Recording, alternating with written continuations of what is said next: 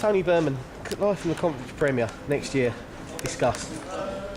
I don't want to discuss it. I don't want to be. That was the aim. We're going to go there, go into the unknown. But I just want to say how brilliant it's been today and the whole season. And I want to enjoy myself the next couple of days, and then we'll start thinking about the next season then. Obviously, the game today, high pressure for everyone involved. I think really, I think people have aged quite a bit in the last week with everything going on. The full crowd here hasn't helped things. It's turned the pressure right up, hasn't it, today? Yeah, but I think we've. I didn't like the games against Bournemouth that week. 7 days. It was difficult. Them 3 games of that week. Although we got a draw at Truro and we had great support, but.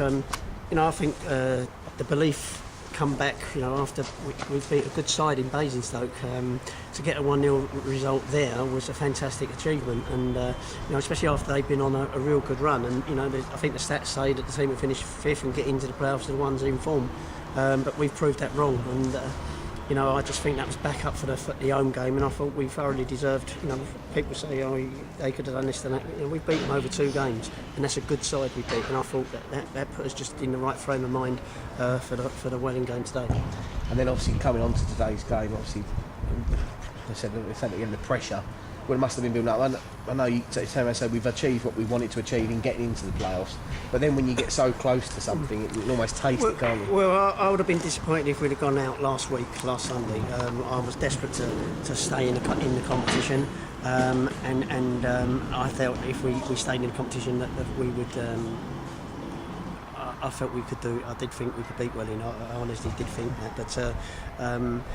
I just felt that the guys had got the appetite back, and I was just so pleased that so many people turned up when we've done it in front of that crowd. So, and it was noisy there today, wasn't it? It was absolutely rocking the place. It was noisy. It's days that we want. They're fantastic days. We know that, and it's a fantastic achievement. We were the second best side in the league over 42 games. Woking were the best side. I think we were the only ones who pushed Woking, and you've got to give great credit to the players for doing that. And again, then we've had to recharge batteries and come back for them 3 games, and I just think we've been absolutely superb. How difficult was it, sort of in that period after the Sutton away game, where you knew that second place was guaranteed, you knew you had the playoffs, yet there were still games to be played? It must be really difficult to get the right balance almost.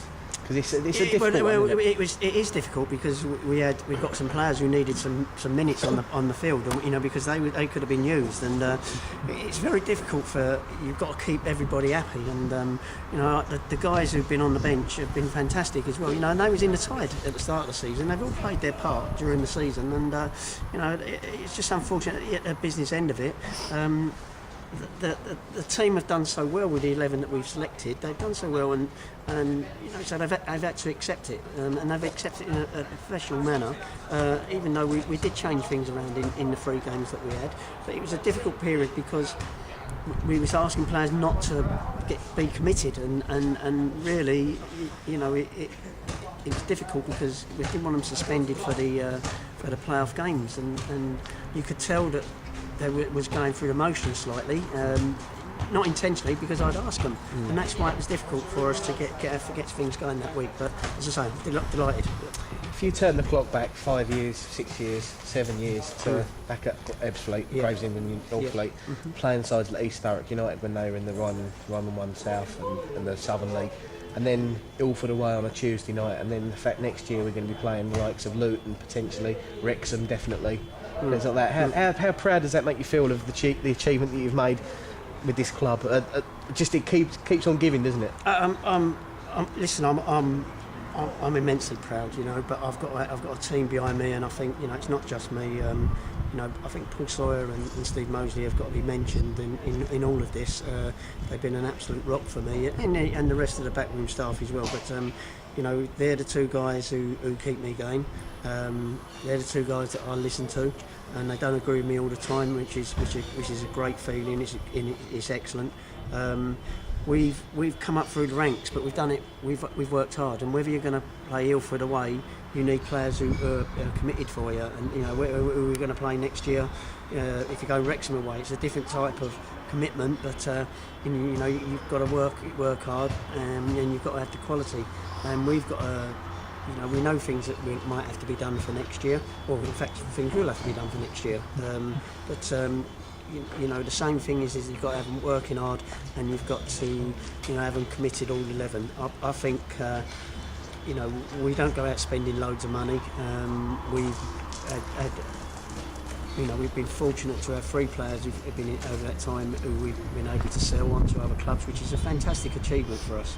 And you know, and they've come here today. You know, just a couple of them players are here today, and they're out there on the field getting a deserved medal. You know, and that's what we wanted. We decided that a couple of days ago, me, Paul, and Steve, that we wanted them out there with us and in the change room before the game, because they've been part of it as well. And so, you know, it's I'm delighted that they think that highly of the club, and that's what we want to build. Next year we've got to get the foundation got to be even stronger.